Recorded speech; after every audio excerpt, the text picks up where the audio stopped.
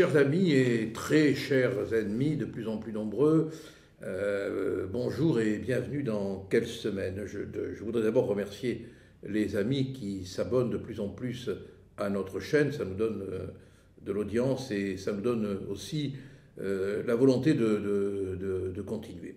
Bon, cette semaine, bien sûr, c'est le monde agricole qui l'occupe de toute sa présence généreuse, courageuse. Au passage, je remercie l'agriculteur qui m'a offert ce beau béret que je porte en signe de ralliement, un peu comme le panache blanc d'Henri IV. Il faudrait que nous portions tous un béret pour dire à quel point nous sommes solidaires du monde agricole. Il y a une image qui m'a ému. C'est celle de ces enfants à Strasbourg qui, assis sur des petits tracteurs, des tracteurs d'enfants, défilaient un peu pour faire comme les grands.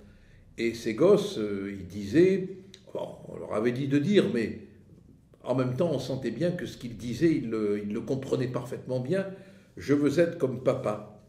Et oui, l'agriculture, la paysannerie, et c'est ce qui dérange terriblement tout le monde post-moderne, de la négation de l'histoire, de la contestation de l'identité, tout ce monde factice finalement.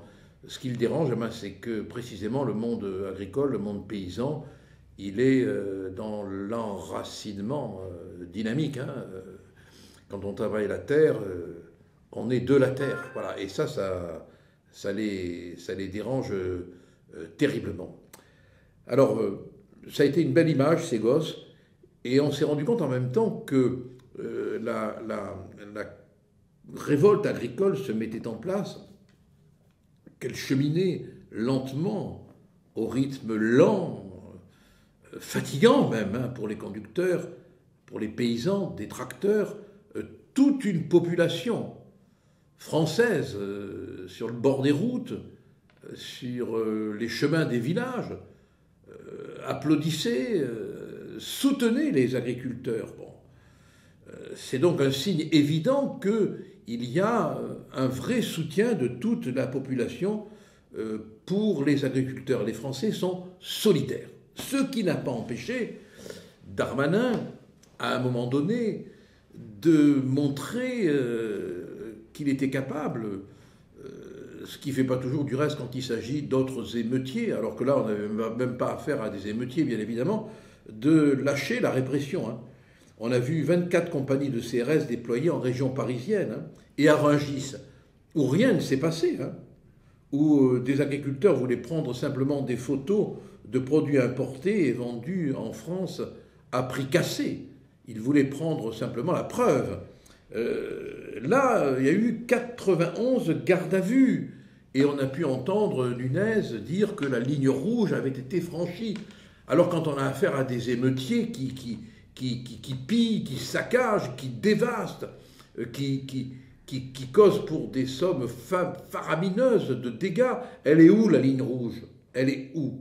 Bon, les agriculteurs ont été bien sûr relâchés, on les a entendus dire on ne va pas vous taper, on n'est pas ceux du 93. Donc il y a une parfaite conscience du fait que le traitement là a été injuste, quoi. Bon, aucune violence, aucune dégradation, mais des gardes à vue et une avocate. On l'a entendu, cette avocate, dire qu'elle n'avait même pas pu accéder à sa cliente, ce qui est une violation de la loi. Alors, c'est là où on se rend compte que maintenant, entre le pouvoir et le peuple, la dernière frontière, c'est la police. CRS et gendarmes, qui peut-être à contre-cœur constitue le dernier bastion qui sépare la colère du peuple, la colère paysanne, du pouvoir, qui n'a plus aucune légitimité en tant que tel. Il ne s'impose plus, il n'a plus l'autoritas, cette autorité dont parlaient les Romains, qui est une émanation finalement de ce que représente le pouvoir quand il a du sens, quand il a de l'emprise, du fait même qu'il est, qu'il existe, et qu'il est respecté dans son existence. Aujourd'hui, qu'on le veuille ou non, il n'y a plus du tout de communication démocratique entre le peuple et le pouvoir. Il faut la police, il faut les gendarmes, il faut les CRS. Et si demain, il n'y avait plus les gendarmes, il n'y avait plus les CRS, ce pouvoir n'a plus aucun bouclier démocratique. Ce n'est pas la représentation nationale, ce n'est pas le Parlement qui a été muselé, piétiné. Non, il ne reste plus que la matraque entre le peuple et le pouvoir macronien. Et ça, c'est grave, parce que même si le pouvoir d'aujourd'hui gagne du temps, la colère est là. Ancienne colère des Gilets jaunes, aujourd'hui colère des agriculteurs, colère des chauffeurs de taxi, colère des transporteurs, colère des enseignants, colère à un moment donné des policiers, il ne faudrait pas l'oublier, colère de tous les corps qui font fonctionner la société. Vous croyez que ça peut bien finir tout ça? Et quand on voit que les organisations comme la FNSEA, censée représenter le monde agricole, quand on voit par une note du renseignement territorial que Mediapart, il faut le citer, a pu publier, quand on voit que la FNSEA a fait pression sur les pouvoirs publics pour que ses adhérents ne rejoignent pas les convois de la coordination rurale et qu'il fallait donc les stopper. Mais attendez, le monde agricole, il est trahi là. Et en même temps, la FNSEA donne l'impression de jouer un jeu contrôlé de la contestation. Le monde agricole est trahi là. C'est quoi la FNSEA? C'est une organisation qui remonte à 1946. Elle a toujours été l'interlocuteur des pouvoirs publics. Et elle a toujours joué le jeu de l'Union européenne et de la politique agricole commune.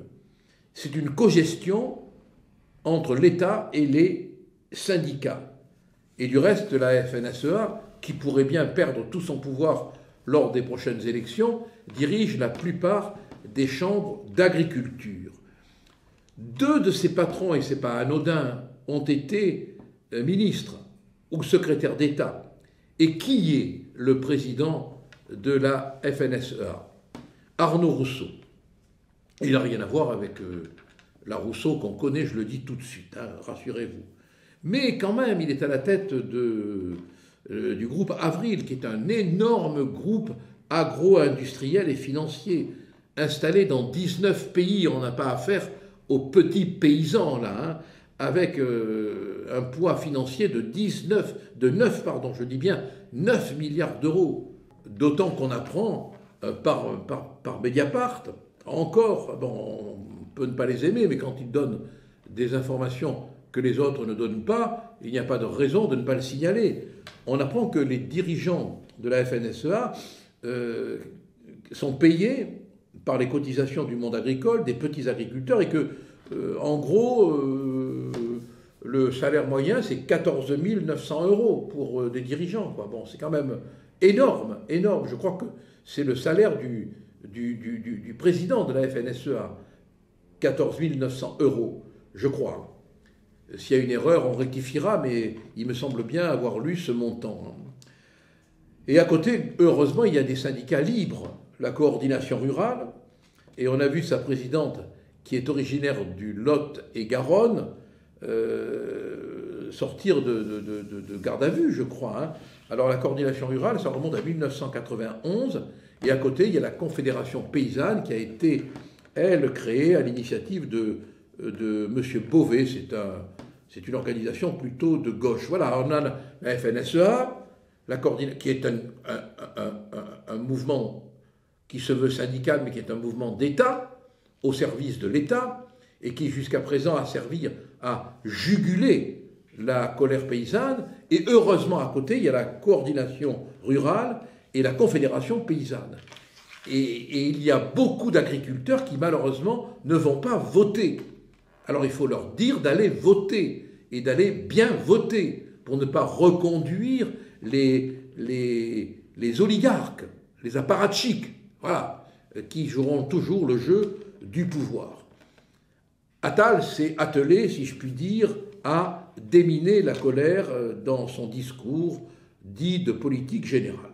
Bon, franchement, il n'a rien apporté de bien extraordinaire, personne n'est dupe, on a le sentiment que le pouvoir veut gagner du temps, rien sur les traités de libre-échange,